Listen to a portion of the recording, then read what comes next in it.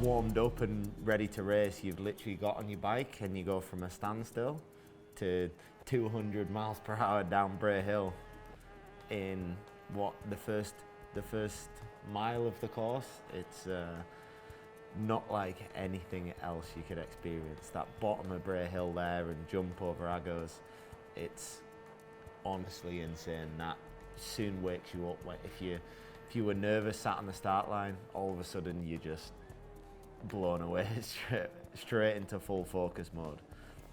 And then down all the gears into first gear, coming out of there, right back up to top gear again. It's a really big corner, 6th gear on a superbike. It's Is it a flat out corner?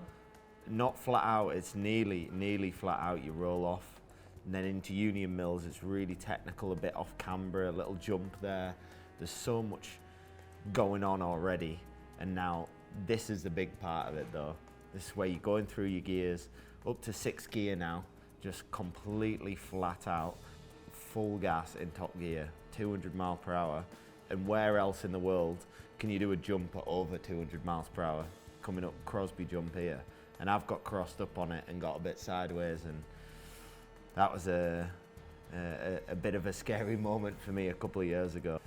You honestly, making sure you're on the right part of the road to avoid sections that you know where the bumps are on the road. So making sure you're on the right positioning on the road is very important. For all these corners here, you have to be at the right point of each turn, because each corner leads into the next one and the next one and the next one. So if you mess one up, you mess them all up. Now this is a really technical section. Coming through here, there's often damp patches through this section. If it's been raining like the day before, they'll hold a little bit of water in here because it's so shaded, there's trees everywhere. So it'll be a dry patch, maybe a tiny bit of a damp patch or something through here.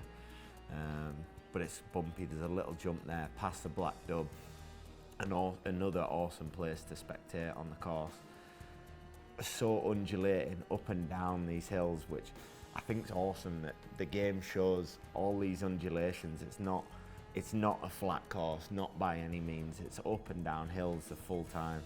Like just now, going up past Sarah's cottage, it's up a really steep hill. If you want to walk up here, it's genuinely a steep hill to walk up, and I think you can really see that in this game footage here. To the famous McGuinness's Corner,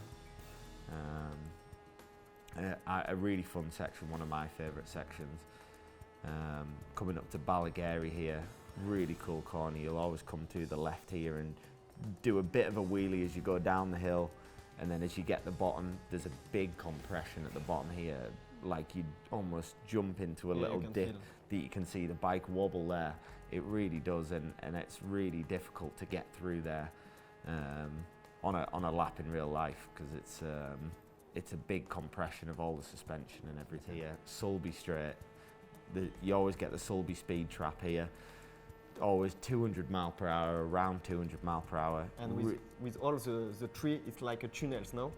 It feels like you're going down a tunnel. Yeah, absolutely. With the trees over the top, and then trying to get it stopped into here is always a big challenge. A few people have ended up in the field at the end of that straight because you're flat out in 6th gear for so long, and it's very easy to miss your braking marker.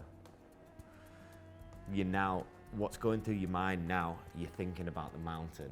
You're thinking about getting on that wide open flowing mountain. I think every rider has that same thought, because you just start climbing from Ramsey. Once you get around the hairpin, you build up to the gooseneck, and then you're on the mountain, and that's what you're looking forward to, because it's the last section of the TT course really. This is a really important corner. Coming onto the mountain mile, if you get that right, you can make up a bunch of time, because we're on the mountain mile now, a full mile flat out in 6th gear. Again, really fast, really fast part of the course. Braking into this fast left, know what's coming up next. It's one of my favourite corners. As everybody always talks about the photos and videos where you get, not many of the guys get their elbow down, but you can drag your elbow around here, real short circuit style, MotoGP style. dragging an elbow on the bungalow, and then flat out again, uphillwards rise. 30-second milestone, again, like 3 apexes to the corner. You have to know them and get them right. If you make a mistake, you're off the side of the mountain. That isn't going to be good. Windy corner. I bet you can't guess why they call it that. You have to manage the wind.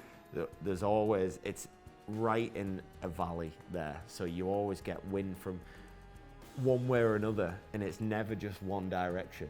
So it could come from the inside and push you out, and it also sometimes pushes you in. Yeah. But you have to know and be very aware of which way the wind's coming from.